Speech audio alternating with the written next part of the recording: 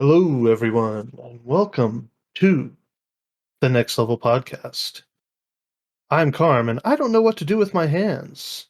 Joined always by my amazing and talented, but mostly beautiful co host, Claire XI. How are you today, Claire? Doing well. How are you? I'm doing great. I've had a lovely week of Odyssey filled fun. Our group is doing very well in Odyssey. Happy with the progression we're doing. Get to do some Dynamis tonight, one of my favorite all time events. I mean, it's been a good week for the game. How's your week been? Actually, been a really good week because we had the March 2022 update that happened on Thursday. So, really excited with the new Ambuscade. That was one of the things we tried out earlier. And then we also have the new Apex mobs that they added in Crawler's Nest S in the past. I ran down there to go take a look to see how it was, and holy moly, there are so many Apex mobs. Like they just filled Crawler's Nest S in the past in just this one area. It's that big circular room where Mm-hmm. all these mobs are, and they just jammed it with almost as many Apex mobs as they can. So hopefully that'll help people find groups in order to get their master levels, because master levels go up to 30 right now. So that's going to be a fun experience. We'll see how well that goes. Sadly, though, there were no updates to the little mini expansion they have going on, which I hear is actually really good. I have not started it myself. I should probably do that really soon because I saw a really good necklace if you're a Bastock member, and I'm like, ooh, I really want that for my Savage Blades, so I'll probably start that really soon. Yeah, I need to look at the Voracious Resurgence and figure out what it's all about and get involved. Everybody that I know knows that I pretty much hate missions with a fiery passion, but it's part of the game. It's something you need to do. It's something that is important to progression in this game. So everybody should do it. Don't be like me and procrastinate missions for like hours upon end and then sit there and stare at your character and be like, I really should be doing this, but instead I'm going to watch my Moogle float and spin around and wonder why I can't progress in this game because I'm too lazy to do missions.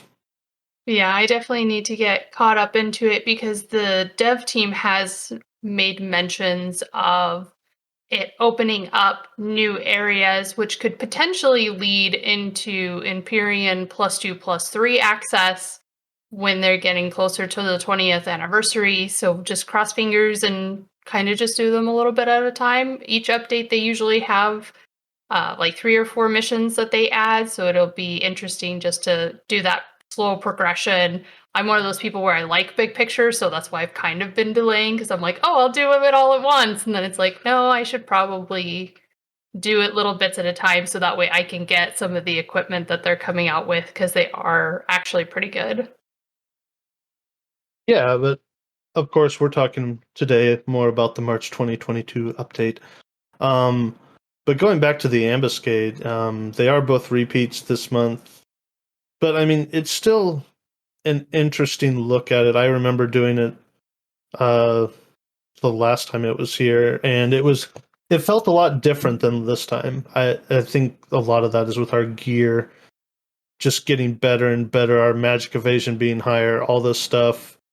But it's just the way that we're able to do these things in a different light in a different manner that really kind of makes it fun. Most people want to talk about the V1 and the intense ambuscade because it's not worth doing ambuscade unless you do VD V1, ha ha ha ha, stuff like that. But there are other ways to do ambuscade, and even if you're not doing the highest difficulty right now, even if you're not doing the creme de la creme of points and everything like that, if you're still making the attempt to do ambuscade, you're still going to get those rewards. You're still going to progress and you're still going to get better. And it's going to be the same progression as we're seeing just from the time this Antikin has been here from then until now. You're still going to see that progression in the game because that's what this game actually brings out is all your gear means something.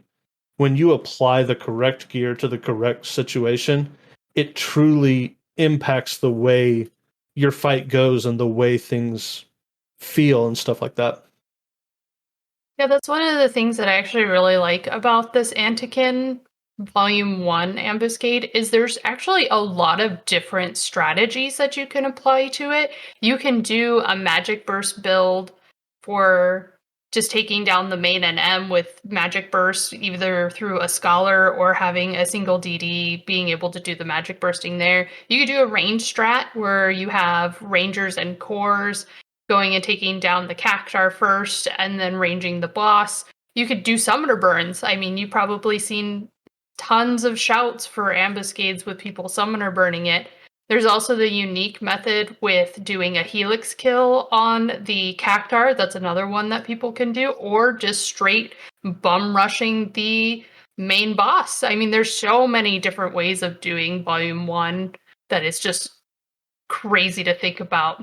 But we don't talk a lot about Volume 2, but this one's actually kind of unique.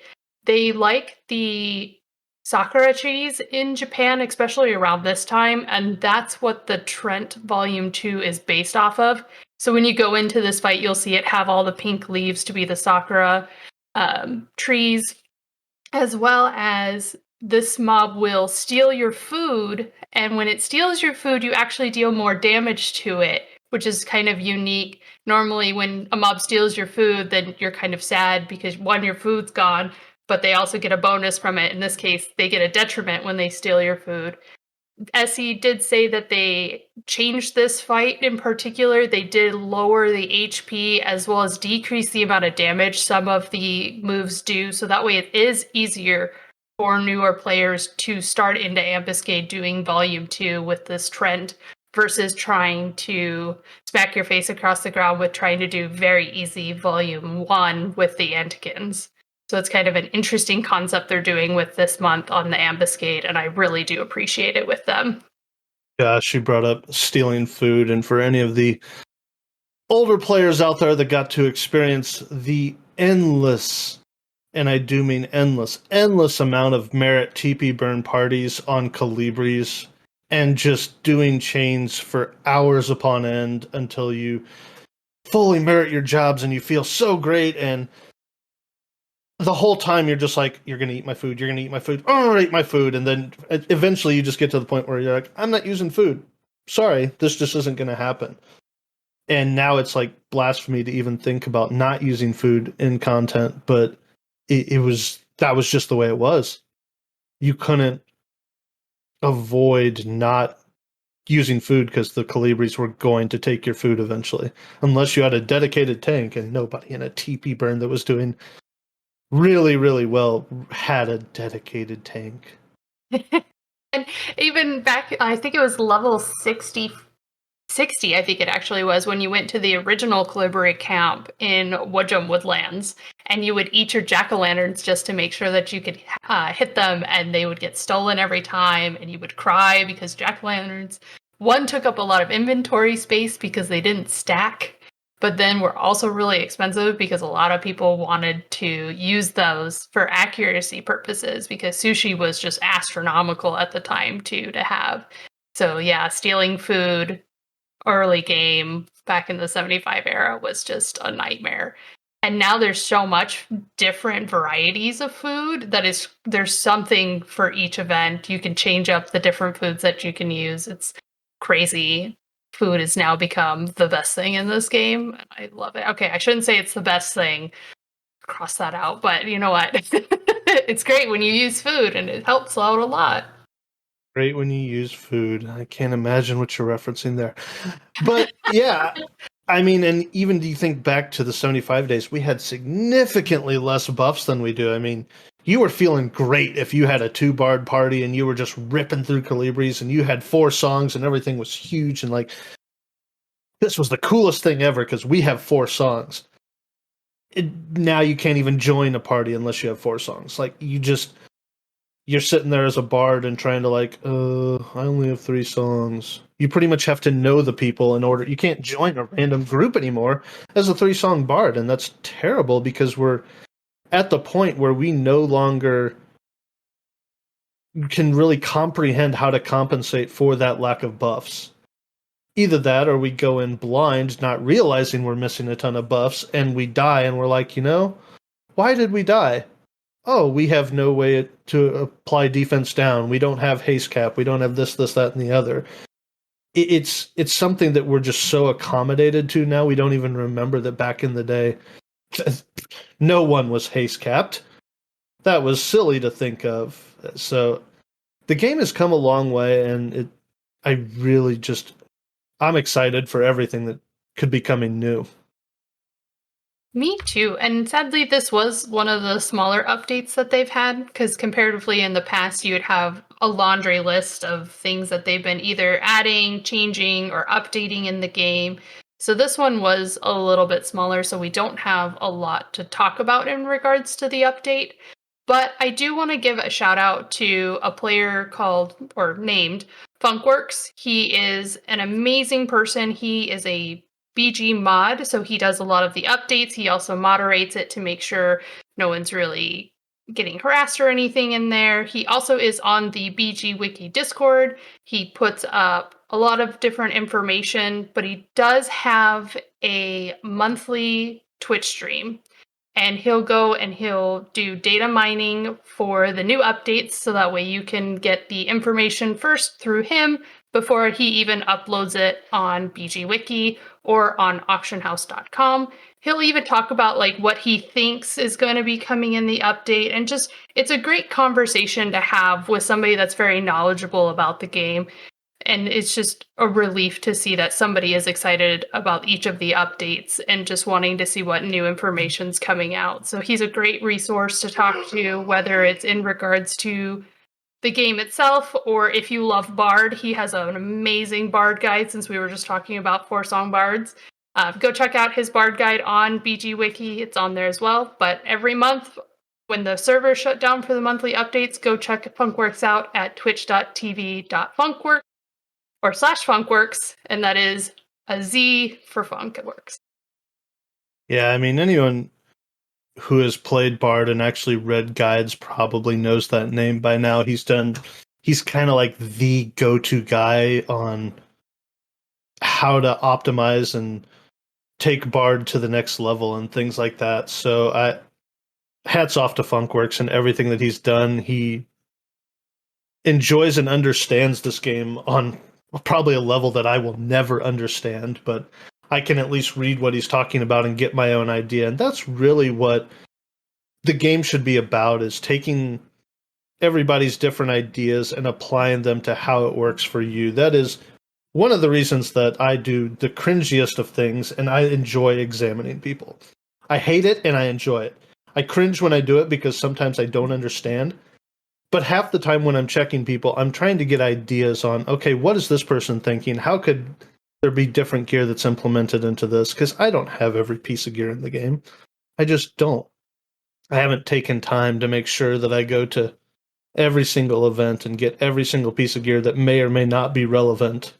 I just haven't played that long, I guess, since I came back from my break. But checking people and getting other people's ideas, looking at guides, looking at other people's gear sets should not be a copy-paste idea. It should be a way for you to understand what this person is thinking, why they're prioritizing the stats they're prioritizing, what breakpoints they're trying to hit, and things like that. So keep that in mind when you're looking at guides, when you're examining people, that they may be thinking something completely different than what you are. Well, that's why I also like Funkworks' Bard guide, because he does try to paint you a picture of the thought process he's going through when he's setting up these sets. Instead of what a lot of people do is they're just like, oh, here's the gear for this set. Oh, you're not using it? Well, that sucks. That's the gear you should be using. And it's like you don't get any information on why they think those sets are the way they are. So I do appreciate that he does that and goes, hey, you know what? This is what I use. Yes, there's other options you can use, but I use it because of this reason. And here's potentially some alternations if he provides them for those certain sets. Yeah, his understanding is on a different level. A lot of the guides that you see come out anymore, posts on Reddit, will be, I did 6 million DPS or 300,000 DPS or whatever you want to say, a bunch of DPS on this mob, or not even clarifying what mob they're doing it on. And I just did this in Odyssey today, and this is the best set for Odyssey. It's like, okay, but this doesn't really make all the sense because things change every second in this game, especially in Odyssey, where you're dealing with different resistant types. The floors are never the same. You never get the same floor layout. The family's never in the same floor. You're never doing the same thing. I've never done an Odyssey segment farm run that's felt the same as a previous one. It's always felt different. But Carm, I'm still trying to convince you that Warrior Sub Black Mage is fantastic for Odyssey. Let me tell you. It might have performed better than Sub Scholar, though. Oh, that's true. That's very true. So check your sub jobs before you go in. Have a dedicated person in your group to just, before they click on the thing, just go to the party list and look at your sub jobs. Because a lot of times people get into that thought process of Odyssey where you're doing bosses and you're like, oh, my sub job doesn't matter. I can go /pup, and it's just like, who cares? It doesn't really matter. But for segment farms, your sub job definitely matters. Because it's a 30-minute time zone. You've got to put in as much work as you can in that 30 minutes and optimize every second. And so make sure you kind of take that check. No shots to clerics. No shots at all. I took my own shots. It's okay. I made fun of myself. It was great. You kind of opened that one up. It was kind of like, here's the door, walk on through, take your shot, everything else. So it was kind of a warm invitation. That's okay. I like that I can make fun of myself, because if I can make fun of myself, nothing else really matters. I like to laugh at myself. I do it all the time. Ha! Okay. So anyway, going back to the Apex mobs and stuff like that, I wanted to kind of highlight on what I think they're doing, which I really appreciate what they're doing with adding so many different Apex mobs and so many different areas. For any of us that have played the good old days of Final Fantasy XI, you remember there were multiple camps and multiple ways to gain experience points, and you would put up your flag and you would try to find a group and stuff like that. Now people just pretty much try to do it in yells, but yells are so just exhausting with all the people talking about all this nonsense stuff that makes no sense, and it's not as productive as shouts or yells used to be. You would always... I really think by adding all these options and all these different things, they're trying to get people to go back to this group mentality of the point of Final Fantasy XI and the point of MMOs is to meet people and to find new people to play with and to get new ideas and to just go on this journey, really, of seeing different zones, different things, seeing different people trying different ideas, and all of a sudden you're like, holy crap, that worked out really well.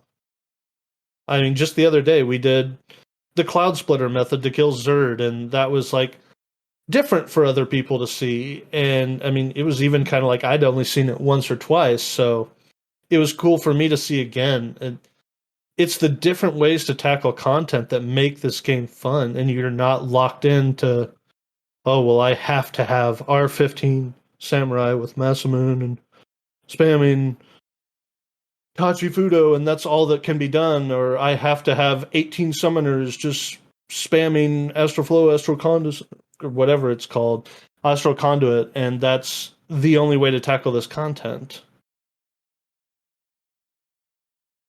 Actually, really like the implementation of master levels, because it also lets you level up your sub job, which opens up new opportunities and new combinations with these particular sub jobs. Like before, I would prefer to go Bard sub White Mage because then I get all the nut spells and I have up to Cure 4.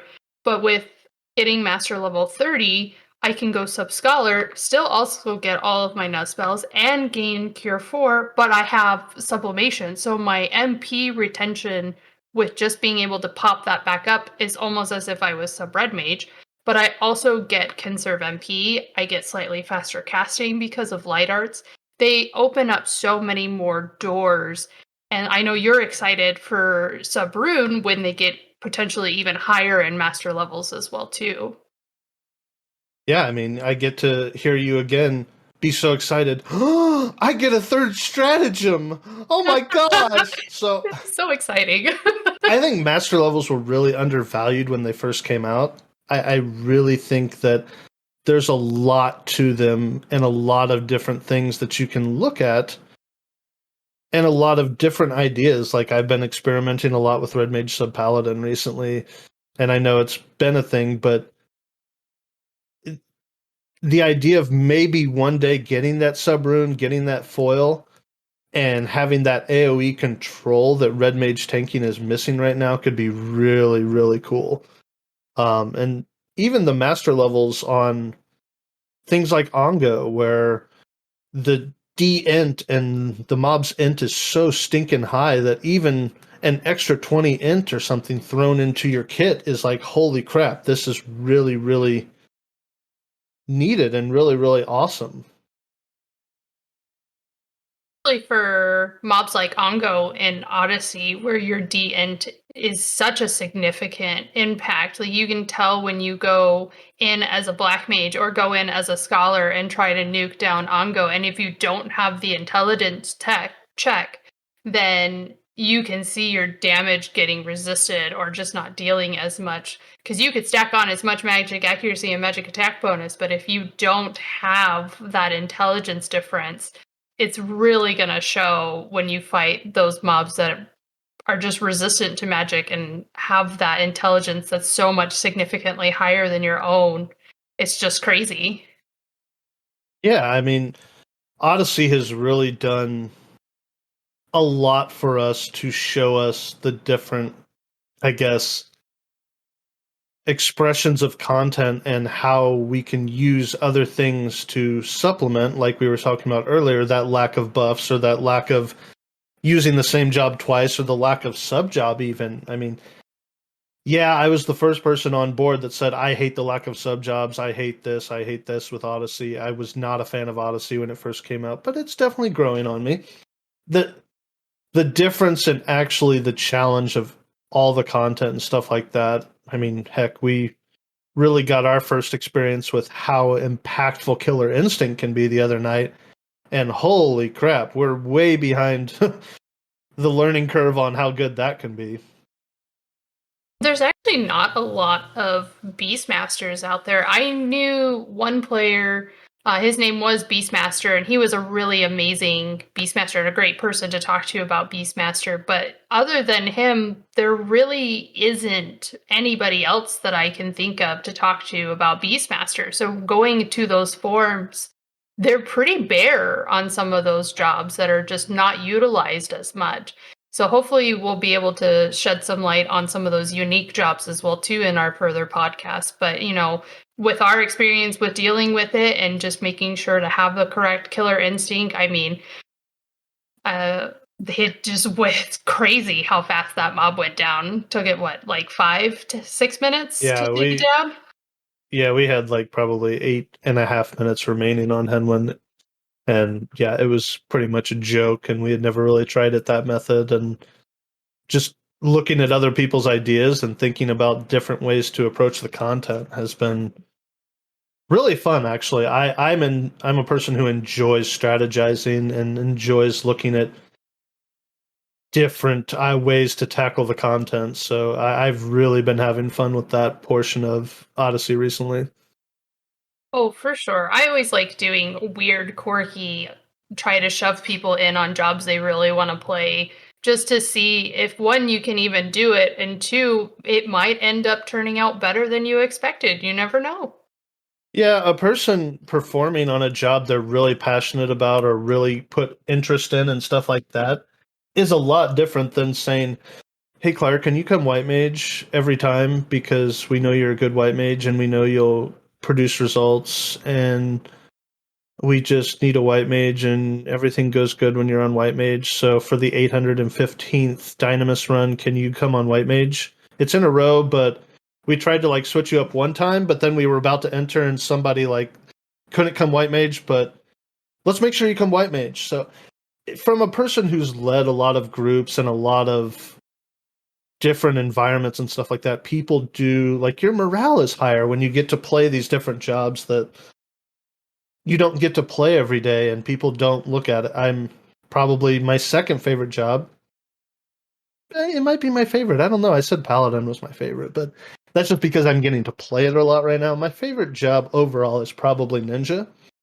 And there's just so many things to do with that job. And I am always excited when I get to utilize Ninja in a different way in Odyssey and in this in-game content. Oh, for sure. And it's just like when people don't realize that you could also stray away from your job's main weapon class too. There are certain things where you have Gogmagog, the tier 1 in Odyssey, and he's more weak to blunt. But I mean, you can't use all of your resources if you're doing 3 in a row. Like we're doing another one that's weak to blunt as well in our trio. So we utilize a dancer on Gogmagog who can help with the backup curings, but they also have really good hand-to-hand skill, and you can get Karambit on a dancer and you can produce some really good numbers with it. It's surprising that people get so tunnel vision. I see it on warriors a lot. They get very tunnel vision on what weapons they can use, and it's like branch out and see the different varieties that you can even do with different weapon types. And it's surprising what you can come up with sometimes. Yeah, I'm really happy to see more Club Warriors popping up and stuff like that, just because you think about the level of damage that really is involved in the modifiers of Black Halo and actually utilizing a mob's weakness and stuff like that, even Judgment, stuff like that. I've even pulled out a club a couple times on my Paladin just to beat stuff when everything's asleep and I'm not really in any danger. So yeah, just all the different ways to look at this content has been just a really fresh look at the game, and it's nice for a game that, and you have to say it, is 20 years old basically. Yeah, so I'm super excited for each of the new updates that are going to be coming out for this game. We'll see what April brings, but first we got to tackle the rest of the content that just came out in March. More ambuscades. Maybe we'll stream some ambuscades of us attempting all the different types of strategies. You know, that'd be kind of fun. Yeah, between our group, we pretty much have the ability to do any strategy that's out there, at least at a pretty competent level. So it'd be interesting to just see how everything works and see which works best for us. I know that we've been wanting to do more magic-based strats since we attempted Ongo and everything, and the revival of Black Mage, and it has become useful for things again, and everybody's excited to gear up those Black Mages, or gear up your Savage Blade Warrior, or gear up your Judgment Warrior, or whatever you want to do. There's now a niche use for all these different things. Like, I never thought that I'd use my hand-to-hand ninja against anything, but it's been a really good tank for Gogmagog. It's been, honestly, up to V15, it'll probably be a really great tank for Ngai. Just able to do that blunt damage and still survive on a strong level. It's worked for us, so maybe it can work for you. Definitely be an experience to see how our group can progress comparatively to a lot of those other groups that are actually using 6 reliable players. We've been doing a lot of dual boxing in our tiny little niche group because we are weird and we do like to try random strats, and some people don't agree with us on those sometimes, but that's what the whole game's about, is experimenting and trying new things. And we'll shove our faces at something until we hit the ground, but we'll see how it goes and let other people get to experience what we've learned from it. Yeah, and luckily the good thing about our group is we try to keep each other in check. And when somebody gets off on a tangent and wants to do something that just makes absolutely no sense, we pull them back in and say, okay, here's how we could possibly make this happen, but does this make sense? So we've gotten really good as far as our Odyssey strats and everything else, even Ambuscade, things like that, on how do we keep having fun, bringing different diverse things into stuff, but at the same time still achieving the desired result, which is completing the content, getting the currency you're after, completing stuff, and completion, really. Yeah, even like our last master party that we did, we were doing Magic Burst on the gears, which I thought was actually going pretty well with our little strategy. And even just learning the quirks of if we needed to switch our bubbles up because we were using a geo, if our debuff bubbles were actually being resisted at all, which we found out wasn't the case. They were being used to the full potential comparatively to switching to only buffing, like doing intelligence and acumen, because we weren't really getting resisted, which was nice to learn as well too. So being able to have malaise and do acumen and trust intelligence just to have those big damages. What we were two-shotting the gears Yeah. once we actually got that figured out. Yeah, I mean, if you haven't gone out and tried some of these new Apex mobs, they're kind of disgustingly high level, and it's actually, I wouldn't say challenging content, but it's not fall asleep at the keyboard, face roll the content. They're actually way above eye level, and you have to actually make sure you're paying attention and doing something that makes sense, or you're just pretty much wasting your time.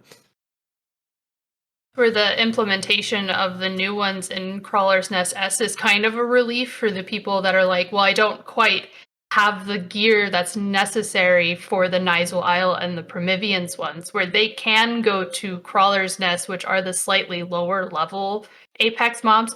They are above the outer Rak-Kaznar Apex mobs, but they're below those Nizul and Promies. So you could go and try out your different sets with people, or even with trusts. I know when I was running around there, there were groups of 2, maybe 3 people out killing them with trusts.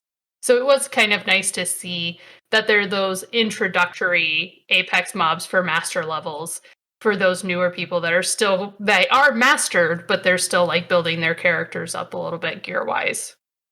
I will say, for people that are interested in gearing up and gaining master levels, gaining job points, mastering jobs, stuff like that, please, please, please don't just look for a shout and sit there in Doe Gates or whatever and buy your way through the game. You're not helping anybody. You're not helping yourself at all. Just like enjoy the game, play the game, be a part of the game. Go to the Link Shell concierge and find some random Link Shell and join them and say, "Hey guys, who wants to go out and do a job points party? Make some new friends, meet some new people. Find a way to enjoy this game on a level, because I don't understand how people enjoy the game just sitting there looking at a computer playing the game for them. It confuses me greatly." I can understand that as well too. I mean, going out to Doe Gates was always frustrating on Asura, at least because of how many JP parties are. It's not even JP parties of actual players, it's botted JP parties where you see these groups of people standing around just absorbing it from, which makes me kind of disappointed that they rescinded that adjustment where there was a hindrance or a penalty on capacity points and experience in parties larger than, I think it was 6. Yeah, once you get And into Alliance, it was lowering everything. And for some reason, they did bring that back, which I don't understand. But yeah, I think it was just because of those people that did buy the JP or buy the master levels. They were just like, no, I need, because they may be busy with their lives. Like, it can be an understandable thing where they're just like, I'm too busy, but I really enjoy this game and I want to do the end game content and not the grind of doing job points. But at the same time, I agree with you that it does take away the aspect of the game where you're not learning the utility of your job. You're not learning the new things with your job. Like with me, when I realized that I got my 3rd stratagem in the middle of a Dynamis run, I was like, wait, did I just break the game? And I was like, oh no, wait, my sub job is leveled up to a point where I get this ability. And I was just so excited. Not saying that I buy JP, it's just I totally forgot that I was getting master levels on White Mage. It was just like, I have this ability now. But it's like those sort of things that you kind of miss out on since they've made the game easier to level up, that people are no longer really doing that and learning their jobs as they get to 99 and eye level, and now with master point or job points and master points that have come out. So hopefully with these new Apex mobs, people will go back to those party systems and being able to learn the new functions with their sub jobs leveling up. I'm like actually really excited about it. Yeah, it's never gonna jump out of my head, that whole random player who was shouting in Whitegate for someone to help them with their gear sets on Bard because they weren't sure if they were singing at maximum potency and giving their party, what was the phrase? The most OP buffs to deeps was the phrase that they used. And I kind of felt bad. I thought that maybe, okay, it must be a newer player or something, and maybe someone newer to Bard. And I'm not going to lie, I've had my jobs burnt to 99. I've had people power level me, but I'm not taking those fresh jobs into in-level content and being like, okay, let's go. I'm also not sitting in dough gates with my job points. I'm like, I've been going out there as Puppet Master and just earning job points the slow way, stuff like that, just duoing with my second character and everything like that, kind of learning the job and learning about it. And it's been really fun for me, honestly. And of course, that's how I play the game. That's how I get enjoyment. And I am one of those people that want to get caught up and want to have everything and want to have all this stuff in front of me right now. But I'm also the person who realizes that at the end of the day, I'm feeling better about the stuff that I have gotten because I've sat back and worked for it, and I've sat back and actually taken the time to learn about it.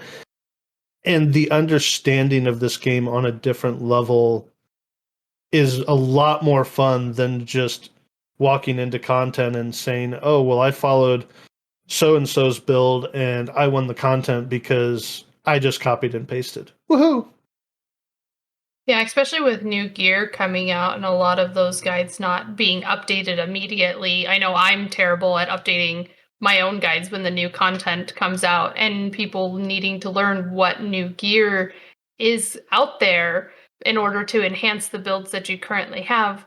And again, going back to Funkworks Bard Guide, he's actually pretty on top of updating his, but the fact that he explains why lets you be able to know that when new content comes out, the thought process he was going through. So when you see any new gear, you're like, oh man, that sounds like it's better than what I was previously using, and could replace that sort of thing. So those are kind of the nice aspects, but also just being able to have that mentality of going, I know my job, I know what makes it work, and the ticking behind it, that you can tweak your job is just so fantastic. Yeah, but there was. I swear there was an actual point to me referencing that Bard story. I just didn't get to finish it because we got off on a tangent, which we'll probably do. That's going to happen. It's kind of the joys of this. But he came up to me and said, hey, will you check my gear and make sure that I'm casting in, for lack of a better term, casting in the right gear. I checked him, and he was master level 20. Not just mastered, not just 99, but this guy was master level 20 and just didn't know the first thing about singing a song. So in one aspect, hats off to him for at least taking the time to shout and say, hey, can somebody help me to make sure I'm doing my job to the best ability because I don't know. But at the same time, make sure you're experiencing this game because there is a lot to it. There is a lot of fun that can happen. And there's a lot of experiences that you're going to miss out on if you just skip everything. Oh, for sure. And this month, actually, in particular, is really nice in order to get pieces for your jobs. I mean, I know right now you're working on getting Phalanx Plus on your Odyssean and your Herculean gear because right now we have the Dark Matter campaign going on. The struggle of Oseen. But yeah, even the login campaign, even all your login points that you're getting every day for logging in, there's still cool stuff to get from there for people that enjoy mounts. which I know I do, there is a wonderful Byakko mount, and now you can ride the god of light and cats and triple attacks and whatever you want to say that Byakko is. But if you don't have Ataru, you're not going to enjoy this to the level that I enjoy it, because I thought it was the coolest thing ever to just see my Taru sit on a Byakko and run around in circles and look so happy. And I find joy in very small and amusing things. But there's also other things with the login campaign. Sometimes there's things like the stuff to get your defending ring, different things like that. So there are tons of ways that this game rewards you just for playing it. Yeah, one of the other items from the login campaign are the skirmish +2 stones. For those people that are still trying to work on their characters, like even if the Dark Matter campaign wasn't going on, maybe you don't have access to get Odyssean gear, you could go do Alluvian skirmish and spend your login points on the +2 stones to try to get, I believe it's Phalanx +3 on those pieces at least. So that way you have that jump start on those before getting your Dark Matter completed on those updated pieces. So, I mean, there are some other things just kind of helping you get there. Spoiler alert, please don't rely on Osim to actually be a genuine person and actually give you stuff for the longer that you talk to him, because I've been looking for the completion of my Phalanx set for my Paladin for about 7 campaigns or something, and that probably isn't much compared to what other people might have seen. But it feels like a very long time. So when the Dark Matter campaign comes around right now, I am very, very excited about it, because the ability to just complete my Phalanx set and have the most possible is just awesome to me. And to be able to start to work at other things, because I want to eventually get quadruple attack on Herculean feat for my ninja, because that's part of the build that I'm working on for maximizing DPS. But of course, there's not much DT in that set, so it's kind of dangerous. But at the same time, it's just another way to play the game.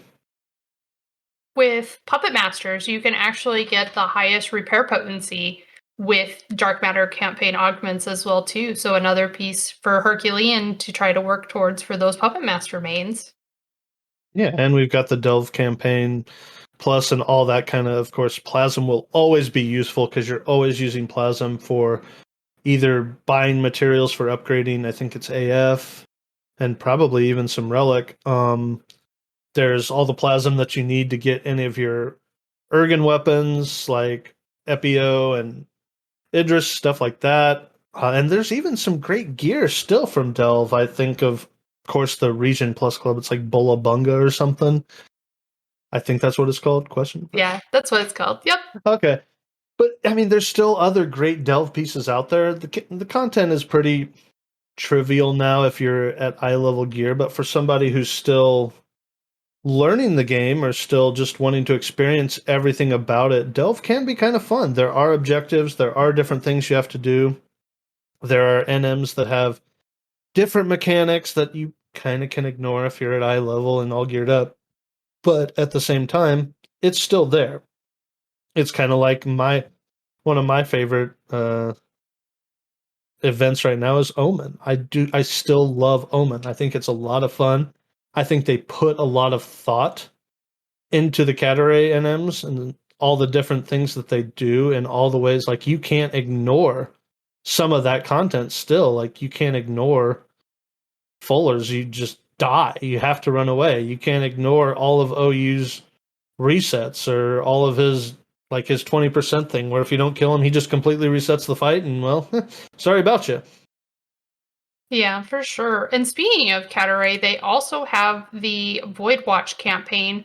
So there may be some people that went out and would fight Pill, which is one of the Catarays, in order to get his upgrade items, but also to try to get heavy metal plates. I know his are singular drops, so you might start seeing a lot of people up in Sky because they'll be going and fighting Aolo or Quillen in order to get heavy metal pouches. Or you might be seeing people go do Bismarck and Morta to try to get Rift Cinders, Rift Drops, and heavy metal plates at the same time. The Void Watch campaign makes it to where your lights are at max to try to get those potential better drops. You don't have to worry about, oh, do we have a summoner here in order to get the blood pact? Do we have a warrior to get that job ability? Do we have a polearm user in order to get the specific weapon skill? You can get those lights already maxed out when you pop the NM. Some people do like to get the materials in order to lower the difficulty of those mobs.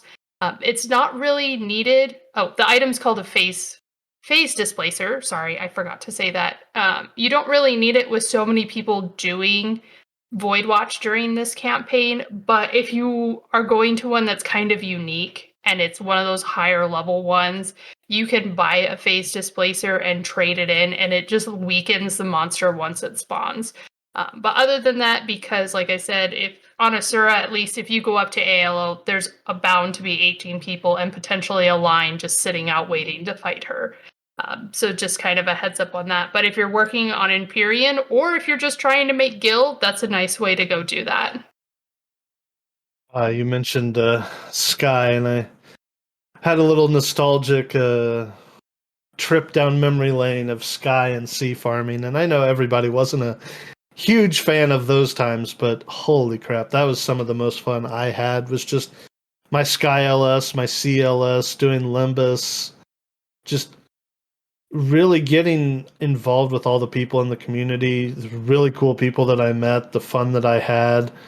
I mean, I even enjoyed sitting up and farming SC, Street Cleaner, and all that other stuff for as long as I did. Oh, Steam Cleaner. But speaking of like old school content, there is the Dynamis time campaign. So when you enter in any of the old school Dynamis zones, so whether it be Juno, Windurst, Bastock, Sandoria, Buceding, Zarkabard, or even the Dreamland ones, you enter in with all time extension key items already obtained. So you don't have to go out and farm additional key items. They are already provided to you. So people that are farming currency in order to make relics in the Dreamland zones, you don't have to go try to find those unique mobs. You could just start farming your currency if you wanted to. Yeah, and let's not forget the fun of the Statue Crusher campaign. Yeehaw! But still, just everything with I still think Dynamis Divergence is a really fun event, but of course we ran a Dynamis shell back in the day, and I love Dynamis. I think that event was fantastic. You just liked pulling all of the Dommels in Bumarimo Peninsula. I just remember always hearing, uh-oh, and then just the massive wave of Dommels following a little Taru. And I'm like, you're expecting me to sleep all of these Dommels. To be fair, you say all the time, like that happens so many times. It was one event that you always reference as it was every event that I pulled the entire zone and tried to kill everyone. I mean, didn't you? Moving on! But Dynamis Divergence, Statue Crusher campaign. Woo-hoo! Get free identification cards or medals every time you kill a statue in either Wave 1 or Wave 2. You will get the corresponding medal or ID card based off of which wave you're killing the statue in. So the game is constantly giving us ways to advance and ways to continue our progress by doing content. I said it kind of last episode a lot of how it's weird to think of a 20-year-old game that's just constantly giving you content. I was talking to one of my buddies that plays 14 and told him, hey, by the way, I'm going to have to log in and stuff like that because of or I'm going to have to update because of the patch and la-di-da-di-da-di-da. And he's like, what? 11 still does a monthly patch? I'm like, yeah, they're constantly adding stuff. There's constantly new campaigns. There's constantly new updates. There's just a constant flow of stuff for us to really get involved in and advance our characters to whatever level that you want to get your character to. If you want to bring in the old school Dynamis Divergent stuff, if you want to build a relic, if you want to build a mythic, if you want to build an Empyrean that means, I mean, there's some Empyreans that people don't think mean that much, but there's some mythics that people don't think mean that much. There's a lot of relics that people don't think really impact everything. But if you want to be a Kikoku ninja spamming Metsu out of your mind like crazy, that's what you can do in this game. And there's a place and a time for that.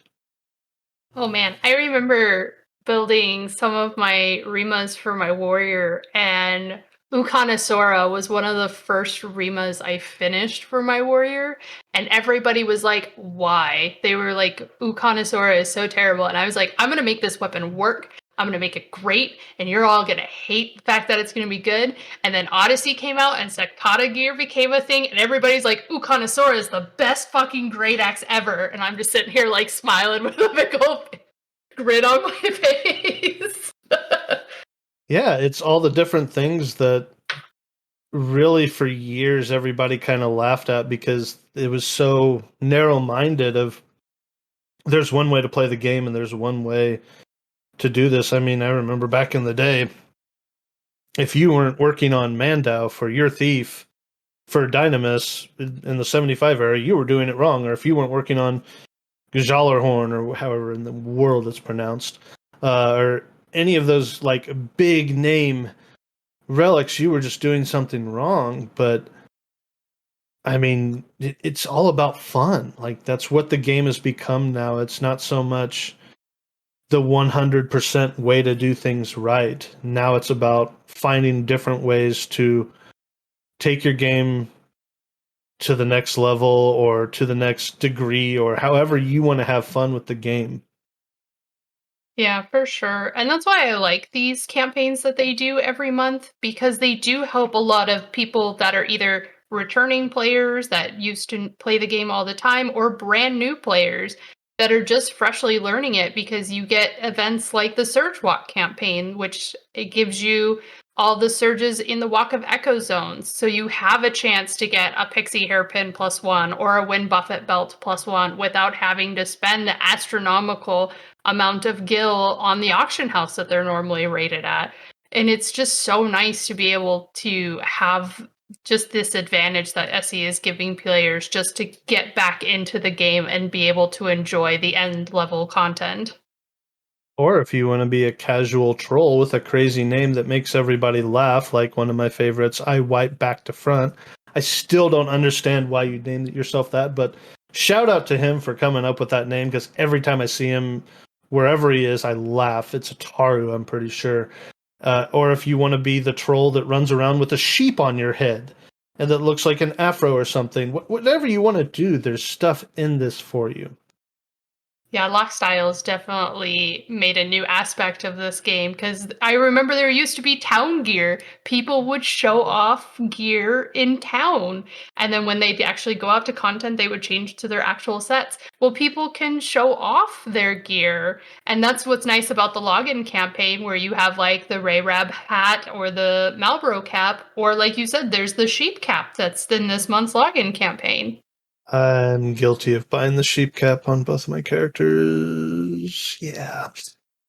But yeah, you talk about the good old days of town gear and stuff like that. You really had to put some time into your town gear and to really make that macro. And like back then, it was a macro to change every piece of gear and stuff like that, or at least the gear that people see for your town gear. And it was like a macro and you had to really care about it. Now it's so easy. You can just change your lock style with one click of a button, which has been a really nice implement. I think a lot of people enjoy the ability to make their character look like what they want.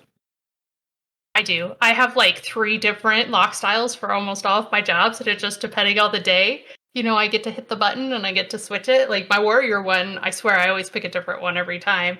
White mage probably not so much. Everybody just sees me in my Vedic robe, which yes, I love my Vedic robe. Don't get me wrong. But people can come in even into our Discord if they want to show off their lock style, and we get to see everybody's different unique styles that they've come up with. And it's so cool to be able to see those personalities from people coming out and just what gear they decide to put together. Yeah, I would definitely be interested to see if they could ever implement along the lines of what they did in 14 with having like a barber where you can change your hairstyle whenever you want or change your face look whenever you want, stuff like that. I don't think the devs will ever get to the point where they implement that because I think it's a a lot of coding and a lot of things that you have to implement for that, but just the technology and the stuff we have, and you think about all the different quality of life updates that have happened over the years, and it's just a very different game.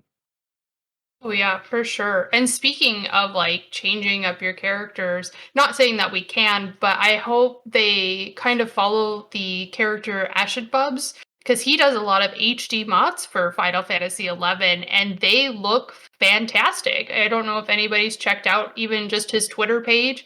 He has come up with some really good rendering of the Final Fantasy 11 characters and monsters in the game, or even the areas.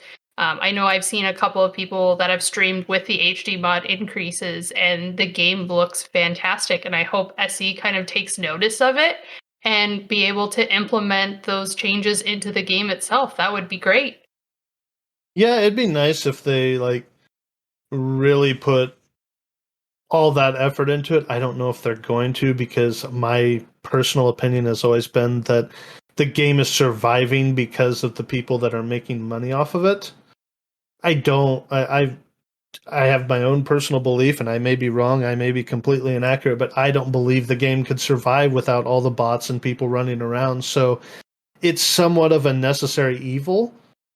Not saying to go support them and go fund them and do whatever you want to do, because people are going to do it regardless. There's always going to be people that are supporting these RMTs and stuff like that. And I don't know that they're 100% the lifeblood of this game, but I think a lot of the subscription fees that they get from all of these bots and the people running around with 6 characters, I mean, imagine the level of money that they're paying. Like, I still think I'm paying a lot for a game having 2 characters with 8 wardrobes. I can't imagine having 6 characters running around. I guess you wouldn't need 8 wardrobes with 6 characters, but still, it's a lot. Sure. Speaking of the wardrobes, oh my gosh. We were talking about the gear swap mechanic in our introductory video, and oh my goodness, the bringing in wardrobes 5 through 8 has made it so much easier for me to change jobs. Like Odyssey Oh, NMs Lord. were horrific for me. Like it was just like an anxiety panic attack nightmare trying to make sure I changed fast enough between all 3 of the different jobs I was playing. And now I'm just like, I only have to go to the Moogle just to put in my 3 sets into my inventory. Everything else is in my wardrobe. But it's such a relief. I know some people don't like the fact that they are $2 each for the additional ones, but I'm It's only of the $1. mindset. No, it's $2 for each of the additional wardrobes. It's 1 for 1 or 3 and 4 if you bought both of them, but it's 2 for the rest of them. It kind of sucks in that way. But I'm also in the mindset that this is helping the developers keep this game running, keeping these updates going every month. So I'm willing to support it and to push it through because I do enjoy this game. Like you were saying in our introductory video, you've taken breaks from this game, and I have too. I've taken mental breaks, I've taken non-mental breaks, and just wanted to go play a game that recently came out. But every time I'm like, oh, I'm bored of this game, and I just come back to 11 and I play it for months and years. Like I love this game. It's so much fun, and I just want to support it. Yeah, it's kind of like supporting your favorite streamer, supporting your local small town shop or whatever you've got going on. Like, it's just a way to really give back to, not saying that we need to give any more of our time or any more of our money to SE, because good Lord, I think I've had this subscription for, I mean, I said I started playing in 2005, so I can't imagine the large amount of money that I have probably given to this game. But I mean, you think of people that have played other games like League of Legends where there's skins and everything in that, and you can buy stuff on that. I'd probably spent just as much, if not more, playing League of Legends for the 6 or 7 years that I played that game than I have it on this game. So you really just have to put it into perspective of what you're getting out of it. If you're not getting enough out of this game to validate paying $20 a month for your character, then don't. Like that's your option. This game gives you all these options. If you're not getting enough out of it to validate that, or if you can't financially afford that or stuff like that, then don't. Yeah, it sucks if you're in that boat where you can't financially afford it, but at the end of the day, it's a game. It's got to be fun, and if it's going to add stress to your life, then it's not going to be fun anymore. And with SE, they're also putting in interviews on the We Are Vana'diel page where just the devs that work on this game are just so excited to keep it going and to produce new content for it. So if that paying the monthly subscription and paying for the additional wardrobes helps keep that going to where I can keep having fun or you can keep having fun, like I'm totally going for it. The devs are enjoying it, which means that this game's still going to continue to be great. Yeah, you look at the cover page for BG Wiki and you see just all these different things. You see all the different battle contents: Amon Trove, Ambuscade, Delve, Dynamis Divergence, Yes Fade, High Tier Mission Battlefields, Incursion, Master Trials, Monstrosity, Odyssey, Omen, Sinister Reign, Skirmish, Unity, Vagary, Voidwatch, and that's one tab. Like, that's one tab of all the different battle content that is relevant that we need to at least put some info on. And BG is all done by the community. That's why it's so awesome and just exciting to see all the people putting all their effort into telling what they're doing in the content. I mean, you look at all the different missions that there are. I remember back in the 75 days, everybody was always like, well, how do you beat the game? And my answer was always really, well, you don't. There probably are people now that have done every single quest, gotten every single weapon, gotten every single item, done every single mission, got fame in every single place, done every single possible thing that there is to do in this game. But then you go to the point where, even with Odyssey, it keeps adding more. And it's challenging. I know people that are very well geared and people that are very competent players that are still struggling at times with this content. It is challenging. Yeah, and that's why I'm really excited to see what they come out with in the future too, to see how they can really stretch the boundaries of this game, how they can really make players think of how to utilize everything in this game or what they've obtained through either Odyssey or Omen or Dynamis Divergence or any additional content in order to accomplish what they're coming up with. So I'm excited to see where the new storyline takes us, to see what sort of new content comes out. What is the new event going to be? Is there going to be new weapons? I know they talked about prime weapons in the storyline. So what's going on with those? How are those going to be implemented? So we'll have to see where it all goes. But I'm excited. I don't know about you, Carm, but I will support this game and continue giving SE my money, sadly, in order to keep this game alive and to continue enjoying it. I mean, clearly we're sitting here on a podcast talking everybody's ears off in order to talk about how cool and how excellent this game really is and how much there is to it. But you'd even think about the current content up to V15s. Kind of, we were like, okay, our gear's still getting better. We're still getting stronger. Other content is seeming less challenging. And even V15s to a point kind of got to like, this is kind of easy. This is kind of walk through, breeze through stuff. And for a lot of the skilled players. And then V20 came out and you're like, whoop, take a step back. And it's as simple as adding like an ad and adding more base stats to everything. But just that extra level of stuff going on has made the content that much different, that much more challenging. And you're just sitting there like, okay, I can't do as many different comps, and I have to make sure that I have the right debuffs, have the right buffs, have the right job combination. Even you have to go into the specs of your own group and say who is competent enough to handle doing this on Red Mage and being able to debuff and enfeeble, and that's the same thing, but backup cure and bind and gravity these ads and control these ads and make sure they have. And you've got a bard who's got to make sure that they're keeping hate, which is a lot of what people do. Or even sometimes people have experimented with like 2 tanks, having a paladin and a rune fencer come into fights. And that paladin is sitting there holding the ad, Oh but man. still doing damage. Speaking of bards, do you remember the old school bard tanking strategies that people used to do? Because The the Mazurka bard, spam. yeah. Oh, that was fun. That was a lot of fun. So it's Uh, seeing some of those old strategies even coming back and being put into play on these newer end contents.